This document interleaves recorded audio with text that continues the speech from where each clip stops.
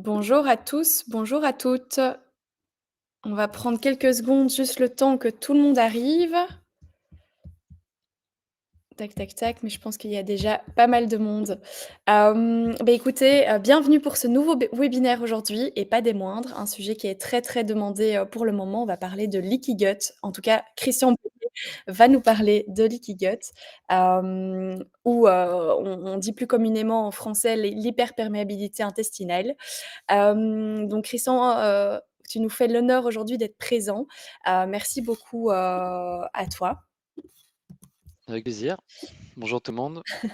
Donc Christian Boyer est docteur en biologie, santé et physiologie humaine. C'est aussi un praticien en micronutrition et bien connu pour sa spécialisation en troubles digestifs et hormonaux. Christian est aussi formateur et conférencier et j'imagine que tu as encore plein d'autres cordes, à ton arc. Hem Juste avant de démarrer la présentation, je voulais juste vous prévenir qu'il y a un petit outil de discussion, par lequel vous pouvez échanger pendant toute la présentation et on prendra le temps de répondre à toutes les questions à la fin. C'est sur votre droite, de l'écran. Voilà. Hem, J'arrête mon partage et je te laisse Christian prendre la main. Parfait. Alors,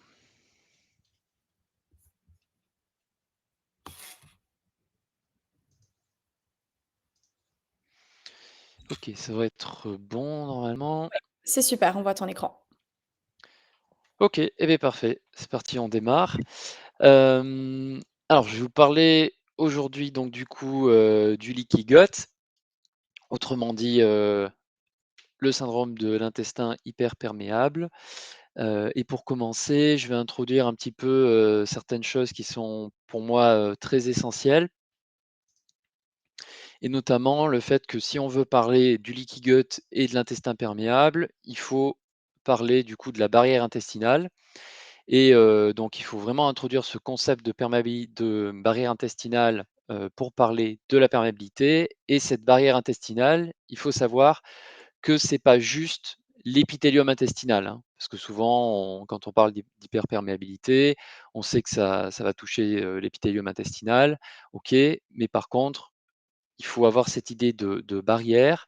Et lorsqu'on parle de la barrière intestinale, c'est constitué du microbiote, d'une couche de mucus, d'un épithélium hein, qu'on appelle la muqueuse, et de la lamina propria et du système immunitaire. C'est tout ça la barrière intestinale. Donc cette barrière intestinale, c'est une entité fonctionnelle hein, qui est composée du coup, je vous l'ai plus ou moins dit avant, mais d'éléments physiques, donc notamment l'épithélium intestinal, on le voit ici, les jonctions serrées et la couche de mucus. Ça, c'est tous les éléments physiques. On a ensuite des éléments chimiques. Donc ça, c'est la couche de mucus également. C'est un élément chimique, c'est un élément physique, mais aussi chimique. Les peptides antimicrobiens et les IgA sécrétoires. Ça fait partie de ces éléments chimiques qu'on retrouve au niveau du mucus. On a aussi des éléments immunologiques. Ça, c'est tout ce qui est cellules immunitaires, les cellules de l'immunité innée, l'immunité adaptative, les IgA sécrétoires qui sont sécrétés par les plasmocytes.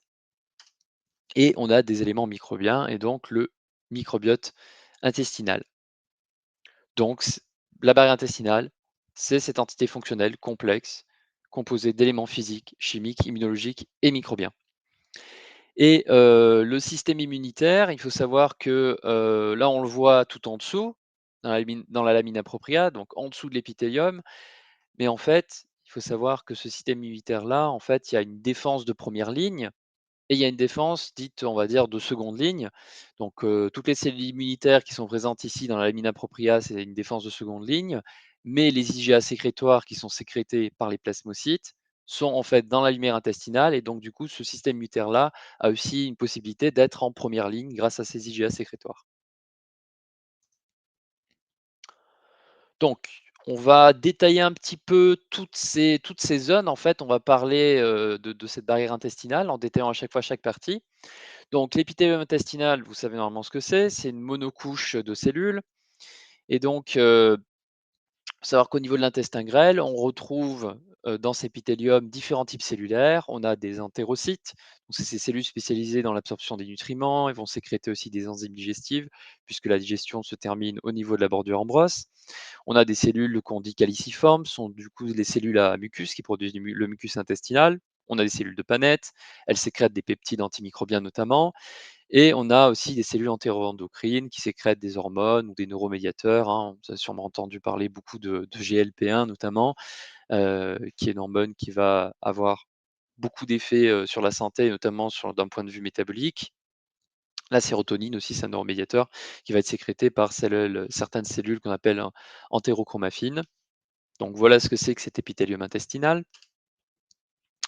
Hem, Ce qui est important aussi de connaître, par rapport à l'épithélium intestinal, c'est d'aller voir un petit peu ses jonctions serrées, d'accord? Et tout d'abord, c'est important de connaître 2 choses. C'est les 2 voies de passage à travers l'épithélium intestinal, parce qu'il y en a 2. Il y a ce qu'on appelle la voie transcellulaire, d'accord? Et la voie paracellulaire. Donc la voie transcellulaire, c'est ça correspond au passage de molécules au travers des entérocytes. Et la voie paracellulaire, c'est le passage des molécules entre les entérocytes, entre les cellules, d'accord? Il faut savoir que l'absorption de la grande majorité des nutriments et des molécules se fait par la voie transcellulaire.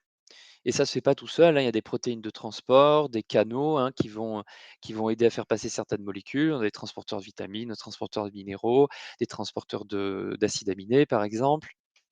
Certains servent aussi à plusieurs acides aminés. Et aussi, on a des possibilités, ce qu'on appelle diffusion passive, c'est-à-dire un fameux gradient. Donc, s'il y en a beaucoup plus d'un côté que d'un autre, bah, ça va passer par diffusion passive. Mais, principalement, nos nutriments passent, par des protéines de transport ou des canaux.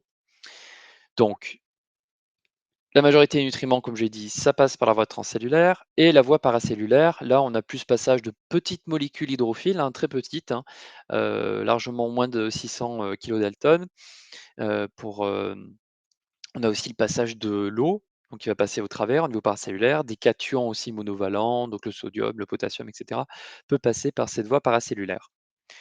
Et on a, du coup des jonctions serrées, dont le rôle est d'empêcher que le transport paracellulaire soit trop important. Donc en gros, empêcher des molécules trop grosses de passer à ce niveau-là. Et lorsqu'on parle d'hyperperméabilité intestinale, on fait référence généralement à une altération de la voie paracellulaire, d'accord? Il faut savoir, par contre, que dans plusieurs pathologies, on retrouve également des altérations de la voie transcellulaire, notamment la maladie cœliaque en phase active, on a l'altération et de la voie paracellulaire, mais aussi de la voie transcellulaire.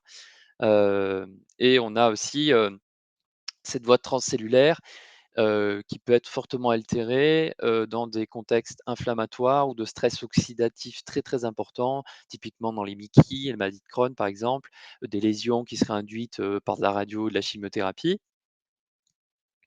Donc voilà, sachez que dans le langage courant, quand on parle d'hyperperméabilité intestinale, c'est bien par rapport à la voie paracellulaire, mais cette voie transcellulaire peut aussi être, altérée et avoir un passage, accru de certaines molécules par ce biais-là également.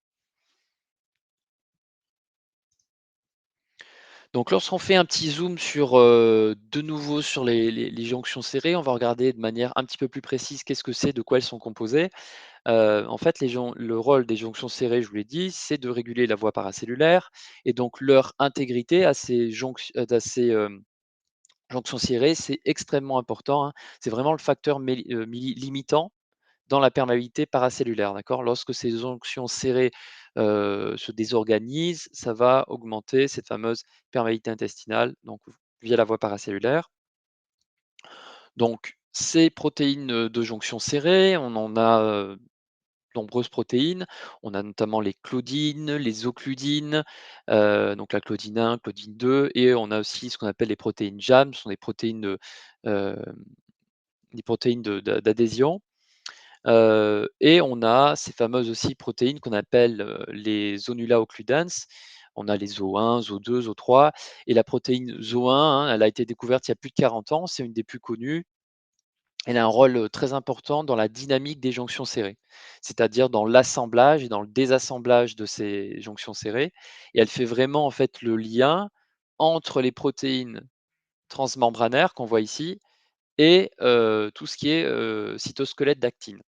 Donc c'est vrai, elles sont vraiment extrêmement importantes, ces protéines de jonction serrée, pour, maintenir une bonne perméabilité intestinale. C'est-à-dire, il faut qu'il y en ait un petit peu, c'est normal, mais il ne faut pas qu'il y en ait trop non plus. Donc on va passer maintenant sur la couche de mucus et on va parler un petit peu aussi des peptides antimicrobiens. Donc cette couche de mucus, qui fait partie aussi de la barrière intestinale, elle protège, hein, les cellules, de l'intestin. Elle permet notamment de maintenir à distance les bactéries du microbiote, d'accord? Mais elles servent aussi de niche écologique, hein. Il faut savoir que certaines bactéries utilisent les mucines, comme substrat, énergétique. Donc elles ont aussi un rôle, non seulement de maintenir les bactéries à distance, mais aussi un peu de les nourrir. Ce mucus engendre aussi une protection contre les xénobiotiques, donc des molécules étrangères qui peuvent venir agresser la muqueuse. Et elles ont aussi un rôle tampon afin de protéger la muqueuse des enzymes digestives et aussi de ralentir la diffusion des sels biliaires. Parce que vous pensez bien du coup, bon, il y a des systèmes de protection évidemment, mais que les enzymes digestives ou les sels biliaires, ils sont pas assez intelligents pour se dire: «Ah tiens, ça c'est entre guillemets, la les cellules épithéliales de l'intestin, je vais pas les digérer». Pour elles, c'est des protéines, comme autre chose. Donc ce mucus aussi va permettre, quand même de protéger la muqueuse. Donc il a un rôle extrêmement important de protection. Il faut savoir que on a du mucus au niveau de l'intestin grêle, mais aussi au niveau du côlon. Dans le mucus de l'intestin grêle, c'est une seule couche. Il est plus lâche, hein, et ça paraît logique, quand on sait à quoi sert l'intestin grêle, parce qu'en étant plus lâche, il va permettre un meilleur passage des nutriments pour leur absorption. Et au niveau du côlon, on a 2 couches, hein, une couche externe plus lâche et une couche interne plus dense. Là aussi, c'est logique. Pourquoi on a 2 couches? Pourquoi on a une double protection? C'est parce que dans le côlon, on a beaucoup de bactéries, hein, par rapport au grêle qui contient peu de bactéries. Donc du coup, il faut une couche de protection plus importante pour maintenir ces bactéries quand même à distance. Peptides antimicrobiens. Donc ça aussi, c'est en fait une barrière, hein, au même titre que le mucus. Les peptides antimicrobiens et les IgA sécrétoires aussi, qui sont sécrétés, donc au niveau de la lumière de l'intestin grêle, ça a vraiment un rôle barrière majeur. Donc parmi les peptides antimicrobiens, on a des peptides antimicrobiens qui sont sécrétés, par les cellules de Paneth notamment. On a des défensines, du lysozyme également. On a aussi d'autres protéines, hein, comme la lactoferrine. Donc la lactoferrine, on la trouve en complément, mais il faut savoir aussi que c'est une protéine qui est, sécrétée par les cellules notamment de Paneth, ou encore, certaines cellules immunitaires comme les neutrophiles, hein, qui s'infiltrent dans la muqueuse intestinale, peuvent libérer la lactoferrine. D'ailleurs, le dosage de la lactoferrine fécale est un marqueur inflammatoire, hein, c'est rarement dosé en pratique courante, mais voilà, il y a aussi la lactoferrine qui est sécrétée, notamment pour chélater le fer et empêcher le développement des pathogènes. Ce qui est intéressant, c'est de regarder ici sur ce schéma. Donc là, duodénum, jéjunum, on est dans le grêle, là, on est dans le côlon. Donc tout ici, on est dans le grêle, l'ilion aussi. Et donc on voit que là, on voit le titre en peptides antimicrobiens, c'est-à-dire la quantité des peptides antimicrobiens, elle est très très importante au niveau de l'intestin grêle. Et plus on s'approche du côlon, moins c'est important. Idem pour les IgA sécrétoires. Elles sont très, très importantes, très sécrétées au niveau de l'intestin grêle et beaucoup moins au niveau, du côlon. Donc on comprend quand même qu'au niveau du grêle, il y a beaucoup de mécanismes qui sont mis en place pour vraiment faire un rôle de barrière important et pour contrôler les populations bactériennes. C'est important puisque dans le grêle, on ne doit pas avoir trop de bactéries. Si on se met à avoir trop de bactéries dans le grêle, c'est ce qu'on appelle un SIBO, hein, une population bactérienne de l'intestin grêle. Et d'ailleurs, ce SIBO peut être favorisé par un manque d'IgA sécrétoire ou aussi un manque de sécrétion, peptides antimicrobiens. Donc maintenant qu'on a vu dans la barrière intestinale l'épithélium, le mucus, le rôle aussi des peptides antimicrobiens, on va passer maintenant sur la lamina propria et le système immunitaire. Donc les cellules du système immunitaire inadaptatif, elles ont un rôle très important dans le maintien de l'équilibre de la barrière intestinale. Donc je ne vais pas détailler le rôle de toutes les cellules immunitaires, mais je vous en parlais de quelques-unes qui ont un rôle extrêmement important, au niveau de l'intestin et au niveau de la muqueuse intestinale. Donc on a, notamment les cellules dendritiques. Donc cellules dendritiques, en fait, elles ont un rôle vraiment de sentinelle, hein. Elles ont un rôle, de cellules présentatrices d'antigènes. Elles sont d'ailleurs capables, vous voyez ici, elles ont des petites dendrites, en fait, ça fait comme des sortes de pseudopodes. Elles sont capables de, en fait, de s'infiltrer au travers de l'épithélium intestinal et d'aller récupérer des bactéries, au niveau du mucus, tout ça et tout, et de les ramener, à l'intérieur. Donc c'est assez drôle, c'est comme un petit bras, en fait, et donc du coup, on comprend bien que, cette idée de perméabilité intestinale, on dit que quand il y en a trop, c'est mauvais, mais il faut aussi qu'il y en ait un petit peu puisque justement, il faut pouvoir faciliter le passage, de certaines choses, notamment, bah, si c'était complètement fermé, les cellules dendritiques ne pourraient pas aller, regarder ce qui se passe un peu au niveau du microbiote. Donc ces cellules dendritiques sont donc, j'ai dit, des cellules présentatrices des antigènes. Elles sont capables de favoriser et la tolérance immunitaire, de dire: «OK, ça, c'est une bactérie du microbiote commensal, c'est pas une mauvaise bactérie, tout va bien, donc il faut pas trop d'inflammation. On va pas trop activer le système immunitaire», ou au contraire, s'il y a des pathogènes, elles sont capables, ces cellules dendritiques, de déclencher des réponses immunitaires, d'activer les lymphocytes T et B. Donc elles ont un rôle très important dans, ce rôle justement barrière. Au niveau des lymphocytes, Hem, on a, des lymphocytes, notamment les Th17. Alors les Th17, et quand on parle de Th17, il faut parler aussi de Treg, puisque cette balance Th17-Treg est importante, et donc du coup, les Th17, on en parle beaucoup souvent, c'est pas bon, c'est pro-inflammatoire, s'il y a trop de Th17, ça favorise l'inflammation et cetera. Alors, c'est vrai quand il y en a trop, mais en tout cas, s'il y en avait pas du tout, on serait quand même bien embêté. Puisque les Th17, elles ont un rôle, dans, la elles vont soutenir la différenciation des lymphocytes B en cellules plasmatiques, sécrétrices d'anticorps, et notamment ces Th17 sont impliquées dans, du coup, la sécrétion des IgA sécrétoires, donc sont quand même extrêmement importantes. Vous voyez aussi que les Th17, lorsqu'il y a quelque chose qui ne va pas, il y a un phénomène inflammatoire ou qu'il faut réparer la muqueuse, ben, en sécrétant certaines cytokines, elles vont aussi quand même jouer un rôle de réparation de la muqueuse. Donc en excès, c'est mauvais, mais il en faut quand même suffisamment. Quand vous avez une faible immunité et un manque de Th17, ça impacte les processus de réparation de la muqueuse et ça augmente aussi les risques de candidose, de prolifération de bactéries pathogènes ou opportunistes parce que vous avez moins de sécrétion d'IgA sécrétoire. Donc pas assez de Th17, c'est pas bon. Vous pouvez le voir des fois, vous faites des typages lymphocytaires, vous voyez des Th17 bas chez les personnes. Il faut savoir que souvent quand c'est bas, quand c'est élevé, c'est aussi en lien avec, les sous-populations, enfin les Th17 présents au niveau de la muqueuse intestinale. Donc des fois, on voit des Th17 très élevés au niveau du typage lymphocytaire chez des personnes, par exemple, qui ont une candidose ou un gros souci de dysbiose. Les Treg, eux, sont plutôt un rôle, voilà, dans le contrôle de l'inflammation et dans l'homéostasie de la barrière intestinale.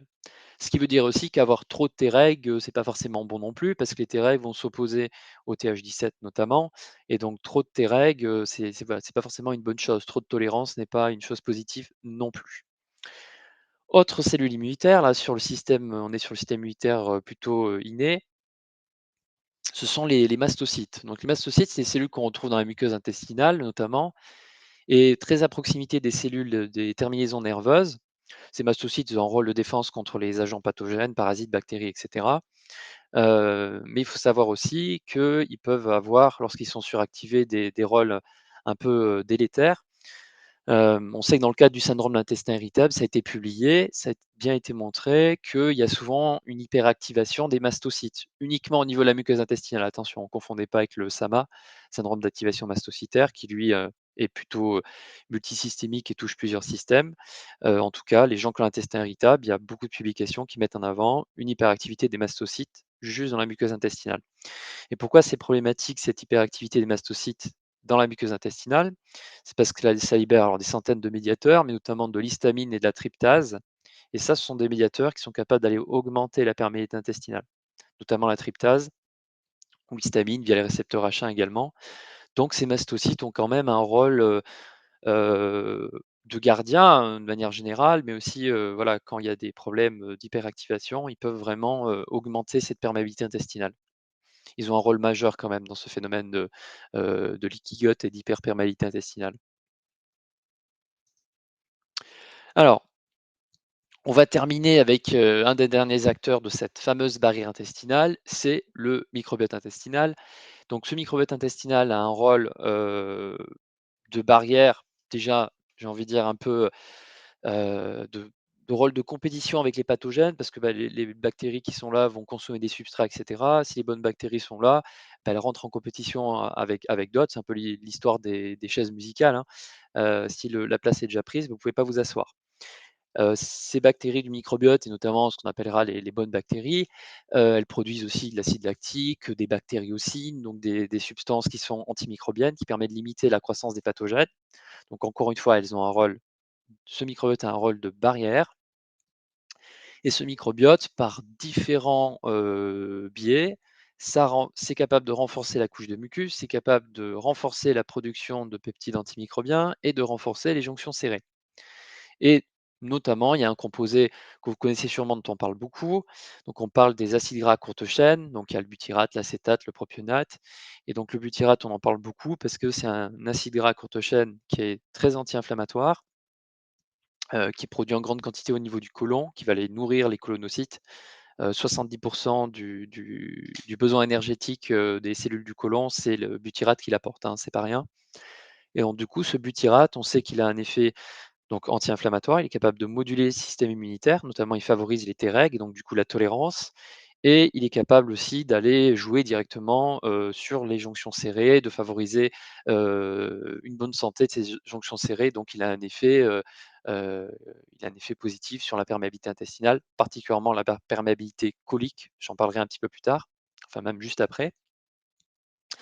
Hem, donc les bactéries après comment est-ce qu'elles participent aussi à, hem, à la couche au renouvellement et à la santé de la couche de mucus? Ben, on sait qu'il y a certaines bactéries, donc il y a encore une fois une dont vous entendez souvent parler, c'est l'Akkermansia muciniphylla.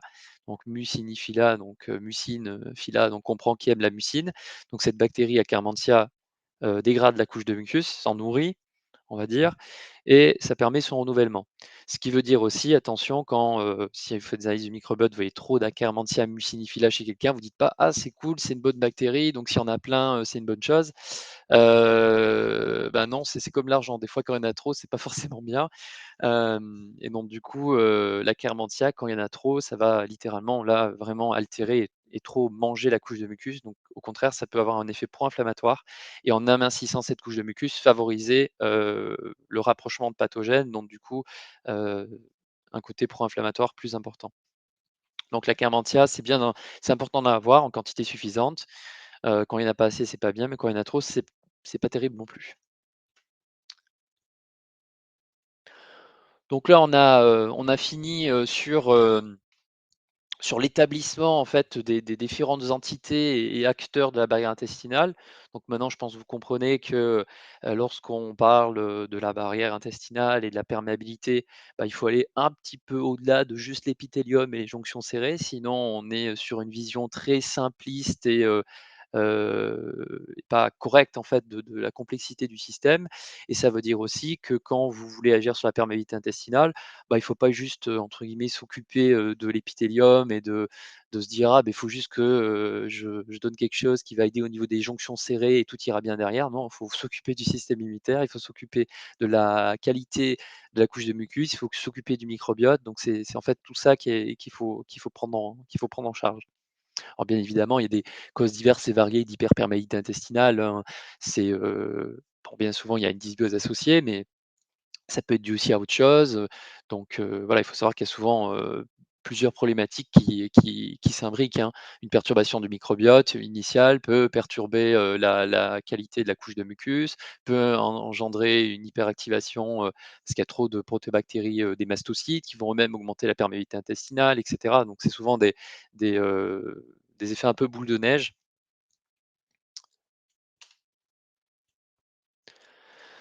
Donc là, on va passer sur, maintenant le concept, de la perméabilité intestinale, puisqu'on a parlé de cette barrière intestinale et on va parler un peu de la perméabilité de l'intestin grêle ou du côlon. Donc vrai que d'une manière générale, quand on parle de perméabilité intestinale, on ne précise pas nécessairement si ça touche l'intestin grêle ou le côlon. Bah, il est quand même intéressant lorsque cela est possible et c'est pas tout le temps facile à deviner, à identifier, mais en tout cas, si c'est possible, ça peut être intéressant de faire la différence entre les 2 types de perméabilité, puisque la prise en charge peut être légèrement différente, un petit peu différente. En tout cas, il y a certains composés qui vont plutôt être, bénéfiques ou agir sur la perméabilité du grêle et d'autres, ça va plutôt être au niveau du côlon. même s'il y a plein de composés qui, globalement agissent, sur les 2 zones. Mais voilà, quand on peut essayer de comprendre et de différencier si la perméabilité est dans le grêle ou dans le côlon, c'est quand voilà, ce serait quand même intéressant si on arrivait vraiment à le faire de manière, très précise, ce qui est pas vraiment le cas aujourd'hui. Hem, c'est vrai que pourquoi on parle beaucoup de la perméabilité de l'intestin grêle? En fait, c'est que la barrière la barrière intestinale au niveau du grêle, elle est, cette barrière est plus fine et les jonctions serrées sont beaucoup plus dynamiques au niveau, de l'intestin grêle parce que c'est adapté à une zone d'absorption. Donc on veut une possibilité d'ouvrir plus, les jonctions serrées parce qu'on on est dans une zone d'absorption dans l'intestin grêle. On a une couche de mucus qui est moins protectrice, qui est pas en double couche comme dans le côlon.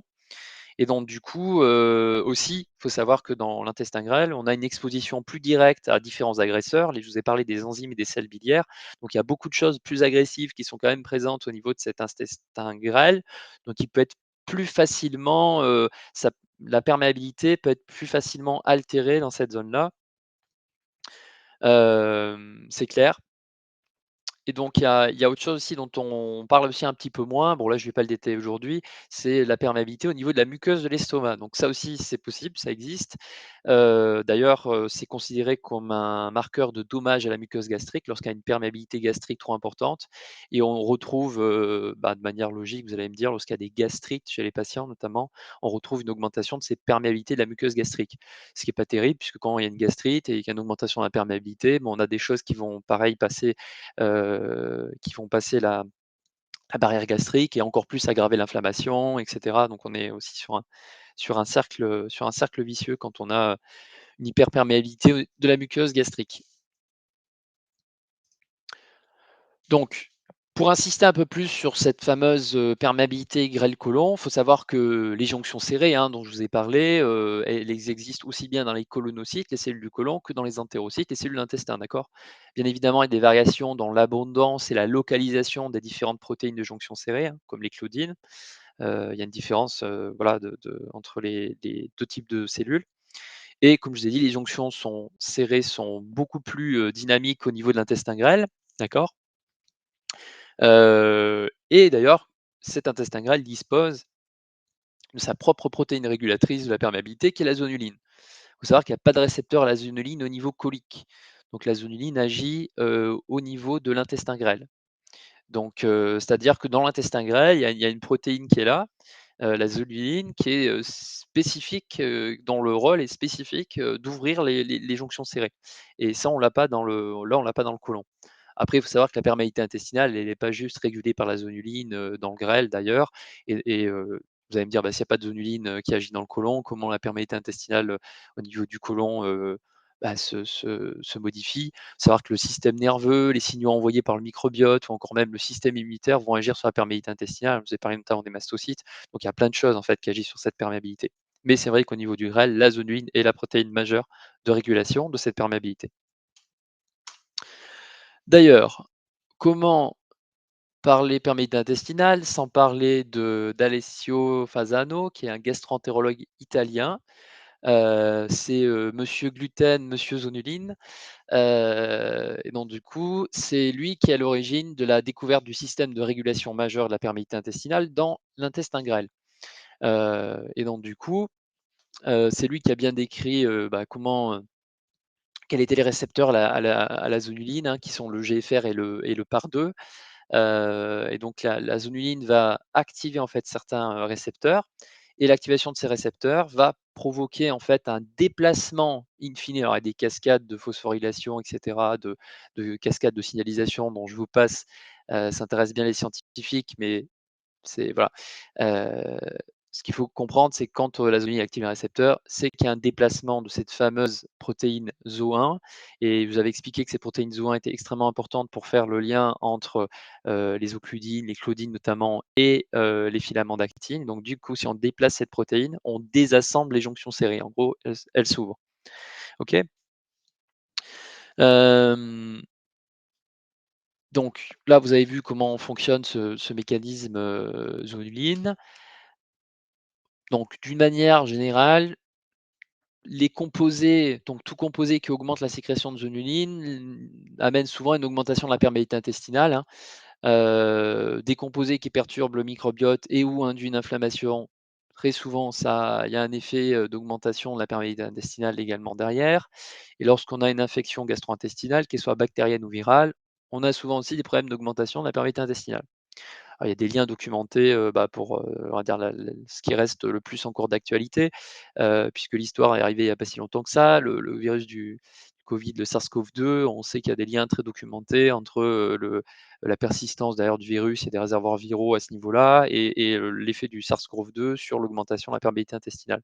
Et d'ailleurs, plus la perméabilité intestinale est augmentée lors de l'infection, plus les cas d'avoir derrière, une forme sévère ou des conséquences ou un Covid grave est augmenté. On va parler un petit peu maintenant des analyses de la perméabilité intestinale, ces analyses de porosité. Hem, donc il y a, différents tests qui existent, ils ne sont pas parfaits à 100. Voilà, il faut faire attention à quand on fait ces tests-là, si c'est négatif, à pas dire: «OK, c'est négatif, il y a absolument pas de perméabilité intestinale», c'est quand même un petit peu plus complexe. Mais ces tests-là restent quand même, voilà, intéressants et ont été quand même validés de manière générale en pratique. Donc il y a la zoline fécale. Plutôt que l'azoline sérique, hein, beaucoup de laboratoires qui proposent l'azoline sérique, mais c'est beaucoup moins fiable. Donc, si un test qui est à faire, c'est plutôt l'azoline fécale. Ça sera le reflet de la perméabilité de l'intestin grêle. Pourquoi? Je vous expliquais que l'azoline agissait au niveau du grêle. D'accord? Donc, si vous avez une zoline élevée, c'est un reflet de la perméabilité de l'intestin grêle, pas du côlon. Euh, la- les LBP, vous avez sûrement entendu parler aussi de, voilà, des lipopolysaccharides bactériens, et donc du coup, on ne les dose pas directement dans le sang, on dose la protéine transportrice qui est les LBP. S'il y a trop de LPS dans le sang, donc ces fameuses fragments des bactéries gram négatives, s'il y a trop de LPS dans le sang, ça fait monter la LBP. Donc on dose cette LBP et on considère plutôt que c'est quand les LBP sont enlevés, c'est plutôt un reflet de la perméabilité colique. Pourquoi? Parce que c'est vrai que, au niveau du côlon, c'est là où il y a le plus de bactéries et donc du coup, lorsqu'on a une LBP élevée, c'est logiquement, lié à une augmentation de la perméabilité dans le côlon et du coup, au passage de certains fragments bactériens, des LPS. Il y a quand même des situations où, pour moi, c'est pas nécessairement forcément un marqueur obligatoire de la perméabilité du côlon, puisque vous avez des problématiques, quand vous avez des problématiques de SIBO, donc de population de bactéries dans le grêle. Ce sont des protéobactéries majoritairement, enfin pas majo oui, ce sont des protéobactéries tout court qui pullulent, des E. coli, des Klebsiella notamment et donc du coup, on sait que le SIBO est lié à du leaky gut et donc du coup, si vous avez plein de protéobactéries qui pullulent dans l'intestin grêle, ça pourrait aussi faire augmenter les LBP. Donc, bon, attention à dire que c'est forcément un marqueur du côlon, ça peut être faux dans certains cas. Et les LBP sont quand même intéressants à un niveau, parce que c'est un double marqueur. C'est-à-dire que, OK, ça montre qu'il y a un excès de perméabilité, mais c'est aussi souvent un marqueur de plus ou moins de la dysbiose, hein. Quand vous faites une analyse de microbiote, souvent vous voyez des gens qui ont des LBP élevés et ils ont plein de protéobactéries. Bon, c'est logique, les protéobactéries portent le LPS. S'il y a beaucoup de LBP dans le sang, c'est que, potentiellement, il y a beaucoup de LPS qui peut passer. Après, vous pouvez avoir un taux de protéobactéries normal, et avoir quand même trop de LPS dans le sang parce qu'il y a juste un problème de perméabilité. Dans ce cas-là, des résidus passent. Mais voilà, c'est un peu un double marqueur et c'est surtout un marqueur de ce qu'on appelle l'endotoxiémie métabolique. Et donc, ce LPS, vous savez sûrement que c'est une des molécules les plus inflammatoires, qui existent et donc du coup, c'est très, très problématique lorsque des personnes ont des LBP élevés, ont une endotoxiémie. Ça vient perturber, beaucoup, beaucoup de choses, hein, dans le corps, le fonctionnement du système hormonal notamment. Ça engendre de l'inflammation, de l'insulinorésistance, donc c'est très problématique.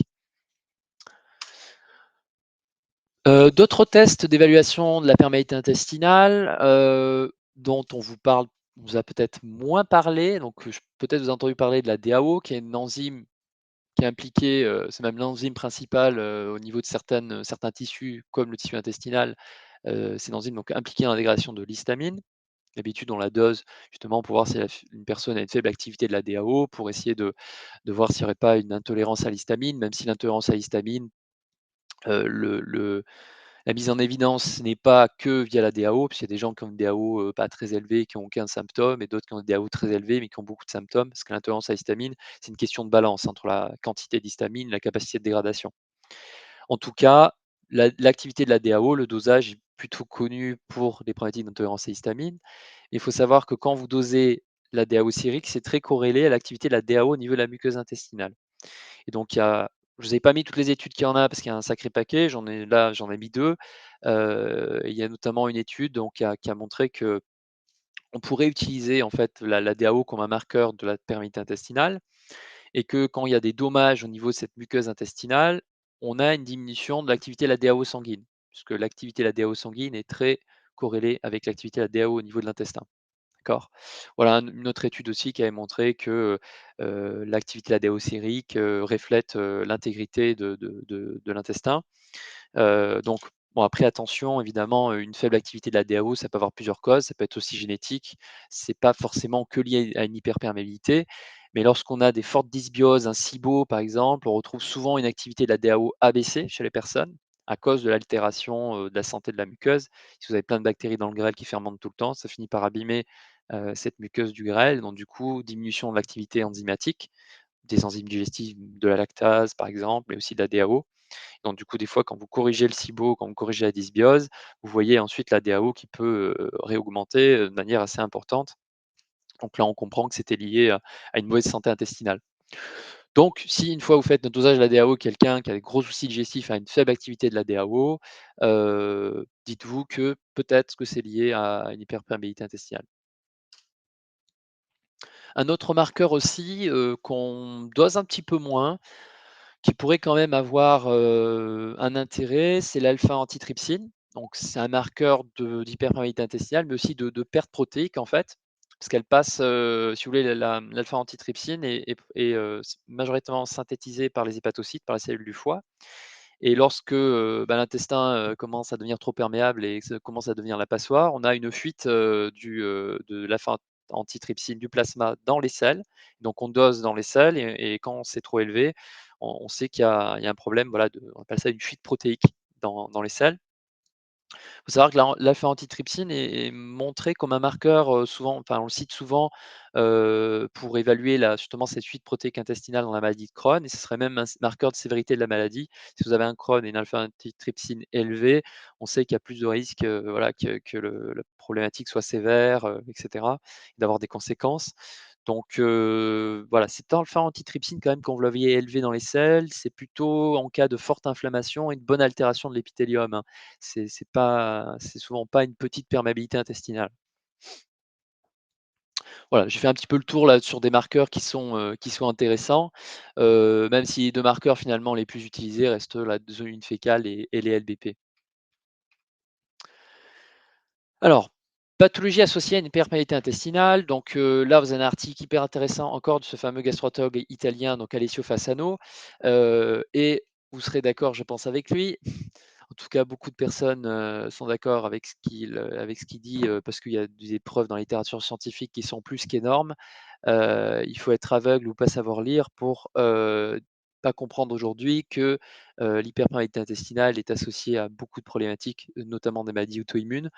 Et donc du coup, il a écrit une review très intéressante, je vous invite à lire, où il dit: «Toutes les maladies débutent dans l'intestin perméable».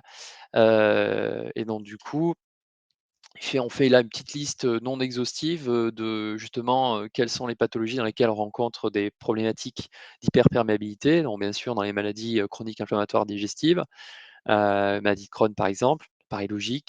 Diabète de type 1, on voit que, même avant l'apparition du diabète, chez les prédiabétiques de type 1, on a même en cas de prédiabète, on a une altération de la perméabilité intestinale qui est là. D'ailleurs, ils mettent, voilà, dans les études animales, la perméabilité, l'augmentation de la perméabilité, elle précède la maladie. C'est-à-dire qu'avant même qu'il y ait diabète de type 1 déclaré, on commence déjà à avoir une hyperperméabilité intestinale.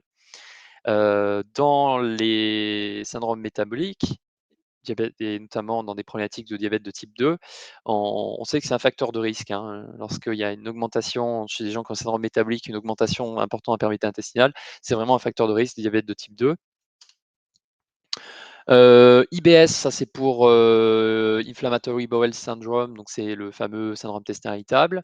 On sait qu'il y a des altérations de la perméabilité intestinale qui ont été montrées. Alors là, c'est là où c'est intéressant, c'est chez les SI de type D, donc diarrhée, ou les SI post-infectieux. Et post-infectieux, la plupart des post-infectieux sont de type D. C'est a priori, chez les gens qui sont plutôt SI de type C, constipés, il y a pas d'altération de la perméabilité intestinale. Généralement, c'est pas dire que ça peut pas exister, mais généralement, c'est plutôt chez les SI de type D. Pourquoi? Enfin, mon hypothèse, et je pense que je sais pas moi qui le pense ou qui l'a inventé, c'est que dans les SI post-infectieux ou de type D, on se rend compte que, il y a un lien avec les mastocytes. Les gens qui ont un SI de type D ou post-infectieux, on a vraiment lié avec une hyperactivité mastocytaire, le déclenchement derrière de ces problématiques-là. Et donc du coup, comme les mastocytes hyperactivés, ont un rôle majeur dans le contrôle de la perméabilité intestinale, heu ça me voilà, ça me du coup, me semble, pour moi, je vois le lien entre les SI type D et post-infectieux, ça passerait via les mastocytes qui sont hyper activés dans ces problématiques-là et donc du coup, qui augmentent trop la perméabilité intestinale. SARS-CoV-2 aussi, durant l'infection, on sait que, il peut avoir une forte altération de la perméabilité intestinale, plus chez certaines personnes, sclérose en plaques, polyarthrite rhumatoïde. Vous voyez même que dans les expériences, chez l'animal, lorsque on restaure la barrière intestinale, ça peut limiter, la progression de la pathologie et donc ce leaky gut, en fait, c'est vraiment une problématique, hein. Ça va engendrer une micro-inflammation, un risque augmenté de maladies auto-immunes, parce qu'il y a des passages de fragments, que ce soit alimentaires ou même bactériens, trop importants dans le sang. Derrière, il peut y avoir des déclenchements par réaction de biomimétisme moléculaire, d'avoir non plus des anticorps dirigés contre des fragments de telle bactérie ou de tel aliment, mais finalement ces anticorps finissent par, venir nous auto-attaquer, attaquer certaines protéines dans notre corps qui sont peut-être proches, de protéines qui passent de manière excessive, dans le sang. Il y a aussi d'autres pathologies, hein, là c'est pas cité, où on a une perméabilité intestinale augmentée. Ça a été montré, dans l'autisme, le TDA-TDAH pour vous dire, les troubles anxio-dépressifs, thyroïdite d'Hashimoto aussi, clairement. On a aussi, voilà, l'obésité, on sait qu'il y a un lien avec l'hyperperméabilité intestinale. Ça aussi, ça a été montré que, les niveaux de LBP, l'endotoxémie, semblent corrélés avec, l'IMC. En gros, plus l'endotoxémie est importante, plus l'IMC a tendance à être élevé. Alors, dans l'alimentation, quelles sont les molécules, on va dire, les aliments qui sont connus pour augmenter la perméabilité intestinale? Bon, on a souvent entendu parler du gluten, beh, à juste titre, hein, puisqu'il y a quand même un certain nombre de publications et au-delà des publications, on le voit bien, chez les gens, voilà, il y a énormément d'expériences de terrain. Je pense qu'encore une fois, il faut voir aussi ce qui marche en réalité. Il y a beaucoup d'expériences de terrain qui montrent les bénéfices de l'arrêt notamment du gluten dans plusieurs maladies auto-immunes. Hem, Savoir que dans le gluten, c'est une association de protéines, hein, prolamine et glutamine et donc du coup, la prolamine du blé, c'est la gliadine et c'est elle qui est problématique, hein, la gliadine, qui a un effet important sur la sécrétion de zonulline. Faut savoir que alors dans la maladie cœliaque, on connaît bien ce phénomène de réaction à la gliadine et d'hyperperméabilité induit par la gliadine. En fait, quand on regarde chez des individus même non cœliaques, quand on met en contact, sur des biopsies, de gens sains, de la gliadine, on voit quand même une augmentation de la perméabilité. Donc cette augmentation de la perméabilité liée à la gliadine du gluten, ça me semble être reproductible chez tout le monde. Après certains en ont plus des conséquences que d'autres. Heu, les régimes aussi high fight diet, donc très riches en acides gras saturés, les western diet et compagnie, ça aussi, c'est des choses qui viennent, perturber la perméabilité intestinale. Pas que le gluten qui est le grand méchant là-dedans. Puis bon, sans rentrer dans un grand débat là-dessus, la problématique aussi aujourd'hui, c'est la manière dont enfin, c'est les blés modernes aussi, le fait que les pains, la panification, on la fait plus comme avant, avec des techniques, maintenant hyper rapides, on fait plus des fermentations au levain qui permettaient de prédigérer aussi certaines protéines, rendre, voilà, les aliments plus digestes. Il y avait une étude intéressante, j'étais tombé, c'était chez le rat, hein, on peut faire des modèles de tout ce qu'on veut chez l'animal. Donc il y a un modèle ça c'était dans un modèle d'autisme chez le rat et donc du coup, ils avaient montré qu'une alimentation riche en gluten et caséine provoquait une altération de la perméabilité intestinale. Ils avaient montré les 2. Les perturbateurs endocriniens, Ça vous étonnera pas non plus, notamment le bisphénol A, mais ils sont très, très nombreux à venir perturber la perméabilité intestinale. En tout cas, le bisphénol A, on l'a bien montré.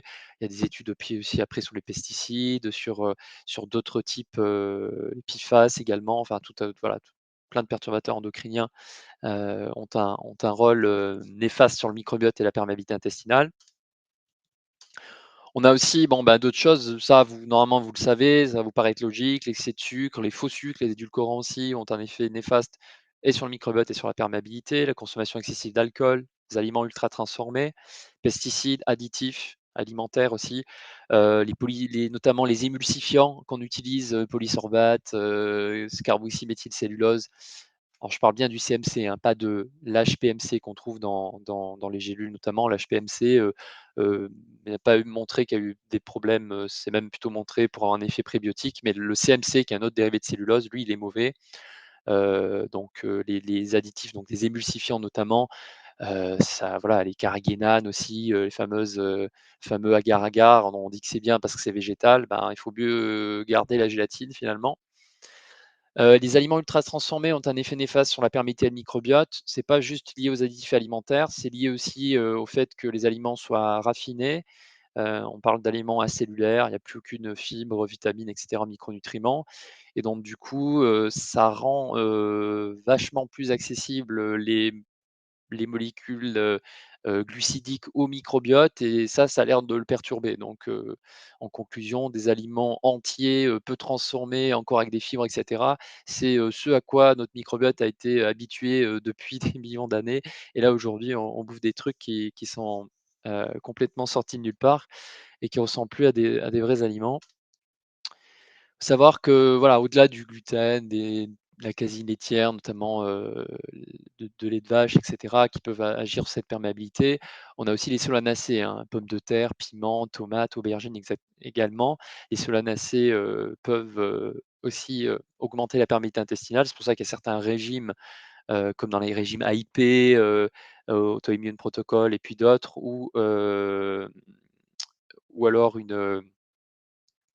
les régimes signalés ou d'autres et cetera qui ont tendance des fois à exclure aussi les non seulement les céréales, mais d'aller plus loin des fois et d'exclure les solanacées. Le poivre, la fameuse pipérine qu'on met, avant on mettait dans le curcuma, dans des compléments, il y en a encore aujourd'hui, mais c'est plus rare, mais compléments de curcuma où on mettait de la pipérine et on disait que c'était bien parce que ça améliorait l'absorption de la curcumine. Alors c'est vrai, mais du coup ça l'améliore en augmentant la perméabilité intestinale. Donc évitez surtout la pipérine, hein, n'ayez pas peur de mettre un tour de boulin de poivre, il va rien se passer. Ce qui est problématique, c'est la pipérine isolée en grande quantité qui serait mise dans un complément, par exemple. Les ANS, hein, les anti-inflammatoires non stéroïdiens, ça augmente aussi la perméabilité intestinale. L'aspirine aussi en excès, hein, qui est un salicylate, c'est pas voilà, c'est pas terrible, hein. Après, il y a plein de médicaments malheureusement qui ont des effets délétères sur la perméabilité, pris à long terme surtout. Alors, quand on, parle maintenant de supplémentation, Healthy Gut, il y a 2 incontournables, je pense que vous connaissez et qui reviennent, souvent. Heu, J'en reparle et je vais dire un petit mot je vais pousser un petit peu, certaines choses par rapport à la glutamine. Bon, pour l'intestin grêle, ce qu'on présente souvent, c'est pour jouer sur cette perméabilité intestinale, c'est d'apporter de la glutamine. On sait que son déficit, provoque, une diminution de la production des jonctions serrées, on le sait. Bon, il y a des contre-indications à la glutamine aussi, s'il y a des problèmes hépatiques, des personnes qui ont eu des polypes ou des antécédents de cancer colorectal, notamment. Des effets secondaires comme la constipation qui peuvent être, présentes, une conversion excessive en glutamate. Il y a des gens qui supportent pas la glutamine, vous donnez ça, ils deviennent complètement, ils pètent un câble. Ils ont des symptômes neuro très importants. Donc c'est pas pour tout le monde la glutamine. Après, vous allez tuer personne en donnant sur des temps courts. Faut pas en donner pendant des années comme on voit ça chez les sportifs. Des fois, ça fait un petit peu peur. Donc glutamine plutôt pour l'intestin grêle et le butyrate, c'est plutôt pour du coup le côlon et donc je finis sur la glutamine donc alors il ça c'est clair, il y a toutes les études sont là, hein, il y a personne qui pourra, contredire le fait en tout cas qu'elle a un rôle positif sur la perméabilité intestinale. C'est complètement, il y a pas de controverse là-dessus, qu'il y a un rôle positif sur la perméabilité intestinale. Par contre, là où il y a la controverse, c'est, sur les dosages, sur la durée également. Donc c'est de 5 à 10 grammes à jeun durant 1 mois maximum. On ne donne pas pendant plusieurs mois normalement, surtout à ces dosages-là. Et en fait, bon, la problématique avec la glutamine, c'est que ça pourrait, on sait, alimenter, directement les cellules cancéreuses, ça fait aussi tourner plus, le cycle de Krebs, donc c'est un substrat, en fait, énergétique aussi, donc c'est pour ça qu'il y a aussi un effet, heu, sur la croissance cellulaire et au niveau intestinal. Mais en fait, pourquoi la glutamine, c'est pas forcément le mieux? C'est que faut savoir que la glutamine, une partie de ses effets, en fait, c'est pas vraiment la plupart des effets passent pas par la glutamine en elle-même. Ça passe par le fait qu'une partie de la glutamine se convertit en ornithine. L'ornithine peut aussi derrière donner de la citrulline. La citrulline donnera de l'arginine et donc c'est surtout l'ornithine et l'arginine qui sont intéressants. L'arginine parce que c'est un précurseur du NO, de l'oxyde nitrique, et l'ornithine parce que c'est un précurseur des polyamines qui ont un rôle dans la croissance cellulaire. Donc, en fait, quand vous donnez de la glutamine, il y a une certaine partie qui va être convertie en ornithine, qui elle-même va être convertie un peu en citrulline, qui elle-même va donner un petit peu, d'arginine ensuite. Et donc du coup, finalement, on se rend compte aujourd'hui que plutôt que de donner de la glutamine, il faudrait donner un mélange de citrulline, arginine et ornithine. On aurait des effets, bien plus intéressants que la glutamine. Mais la glutamine reste pas très chère, pas inintéressante dans certains cas, mais attention à pas prolonger les durées d'utilisation. Butyrate, ça c'est donc un acide gras à chaîne courte, qui est produit par le microbiote via la fermentation des fibres. C'est le carburant principal des colonocytes. Il est anti-inflammatoire, je vous l'ai dit. Il a un rôle aussi très intéressant, parce qu'il renforce la couche de mucus intestinal, il active la production des protéines de jonction serrée, il stimule la production aussi de certains peptides antimicrobiens. Il agit sur le système immunitaire en favorisant la polymérisation des cellules en Treg, donc intéressant pour l'auto-immunité. Il a un effet stabilisateur des mastocytes, donc c'est une molécule qui est bien utilisée, est intéressante. Les dosages, c'est souvent, alors même on monte des fois à 4 grammes, mais c'est 2 à 4 grammes. Ça, c'est souvent pour des produits qui seraient juste en DR CAPS où il y a pas une technologie derrière pour faire une libération retard. En tout cas, il y a plein de produits qui existent aujourd'hui, avec, des technologies de libération retard qui permettent d'amener le butyrate là où on veut, c'est dans le côlon, hein. Donc, là où on veut que ce soit le butyrate, c'est dans le côlon. Donc il faut au maximum trouver des formes qui permettent l'arrivée, de ce composé au niveau colique. Et on a une forme un peu dernière génération qui est très intéressante. Donc au-delà de la microencapsulation, on a aussi le butyragène, qui est une forme brevetée, donc tributyrine. En fait, c'est une molécule de glycérol, où il y a 3 molécules de butyrate qui sont liées, et cette tributyrine permet un peu de vectoriser, puisqu'elle va devoir être, heu, dégradée, par la lipase, et ça va libérer en fait de manière un peu plus tardive et prolongée le butyrate. Donc c'est des formes qui sont extrêmement intéressantes. On le trouve dans plusieurs types de compléments aujourd'hui. L'avantage du butyragène, c'est qu'on peut largement diviser les doses par 2-3 par rapport à 2 grammes, pour avoir, les des effets, plus intéressant. Bon, la forme est beaucoup plus chère aussi, donc c'est voilà, c'est à considérer. Bien évidemment, bon ça normalement vous le savez, mais j'insiste quand même parce que quand on parle complément, ça vient en complément d'une alimentation. Donc quelles sont les choses importantes à retenir pour agir sur la perméabilité intestinale au niveau de l'alimentation? C'est une alimentation riche en fibres et en polyphénols. Riche en fibres et en polyphénols, pourquoi? Parce que, bon, les polyphénols, au-delà de l'effet, des effets anti-inflammatoires et cetera, les fibres comme les polyphénols modulent le microbiote, et donc du coup, vous savez que voilà, les fibres, les prébiotiques, c'est le carburant des bonnes bactéries, mais aussi des fois des mauvaises. Donc attention en cas de dysbiose, des fois, on a des prébiotiques qui peuvent être utilisés aussi par certaines mauvaises bactéries. Donc des fois, il faut plutôt favoriser, quand il y a une dysbiose, dans un premier temps, les polyphénols. Les polyphénols ont l'avantage d'augmenter les bonnes bactéries tout en tuant les mauvaises. On appelle ça des duplibiotiques. Donc vous avez beaucoup moins de risques d'utiliser, des polyphénols pour augmenter les bonnes bactéries que des fibres. Surtout sur un contexte de dysbiose, hein, je parle bien. Quelqu'un qui aurait pas trop de troubles digestifs, on a moins de soucis avec les fibres dans un premier temps. Favoriser les cuissons vapeur, cuisson douce à la vapeur, éviter de carboniser les aliments, tout ça, c'est voilà, c'est pas évident, mais il faut toujours le rappeler à nos patients, légumes de saison, locaux, bio, éviter, les choses avec des pesticides, heu, voilà, pesticidés. Petits poissons riches en oméga 3, les œufs bleu blanc cœur, les oméga 3 sont très intéressants et très importants pour la muqueuse intestinale. Varier les huiles, On oublie un peu l'intérêt et même l'effet, alicament en fait des huiles alimentaires et je parle pas juste de l'olive, que tout le monde connaît ou de l'huile de colza et cetera.